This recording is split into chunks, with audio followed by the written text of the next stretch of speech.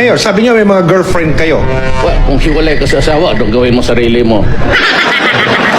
Anong gawin ko itong karga-karga ko? Hindi ko naman ipagbili ito. Hindi mo masangla gamitin mo dapat.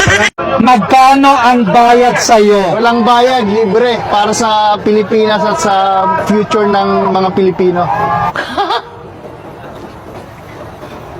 Teka lang, isipin ko po muna kasi kung nagpapabayad ako, napakarami na po umutang sa akin ng mga Duterte. sa laki ng mga ginagastos ko para po sa pagtangkilik o pag-support sa mga gawain namin dito sa Japan, no? Na pag-support po sa mga Duterte. Bayad, mayaman ako. Walang bayad at hindi namin ang kailangan. Ang bayad niya ay ang pagmamahal niya sa atin. Yes. Kaya mahal namin si PRRD. Ay naku, hindi ko kailangan ng bayad. Nandito nga kami ngayon eh.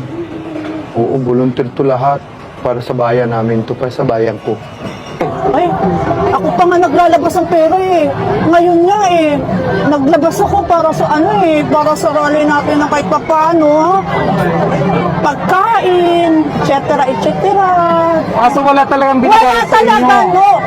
Alam mo, lahat ng nag-arali kay Duterte, from the heart yun. From the heart yun. Wala kahit 5. Voluntary talaga yung galing sa puso. Bakit?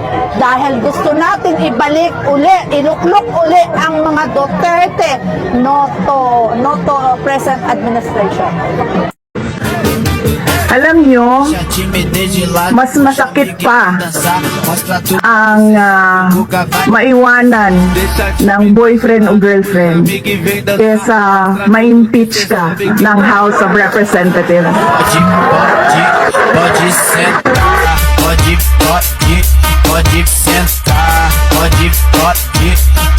Can you say about Rodrigo Duterte, our president? Rodrigo Duterte was the best president the Philippines had. He cleaned the streets.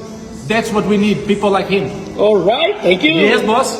Hey, by the way, my friend here is from Brazil. Yeah, obrigado, my friend. De nada. Mucho gusto. Mucho gusto. Adios. Adios. Ciao, amigo. Ciao, ciao. Ciao, ciao. Dale. At nananawagan kami sa mga namumuno sa atin, sa mga mayor, sa mga gobernador, sa lahat ng bahagi sa Kongreso. Hindi po sapat na binibigyan natin sila ng tupad at akap. Hindi sapat na binibigyan natin sila ng pera tuwing nakikita natin sila, tuwing nangangampanya kayo o tuwing Pasko. Kailangan nyo magpagawa ng mga pasilidad sa hospital. Kailangan nyong bumili ng mga aparato. Kailangan nyong tulungan sila at ang kanilang mga kalusugan. Kailangan nyong sagipin ang buhay ng mga may karamdaman. Hindi sapat po ang 500 na ayuda tuwing makikita kayo. Maraming salamat po. Mahal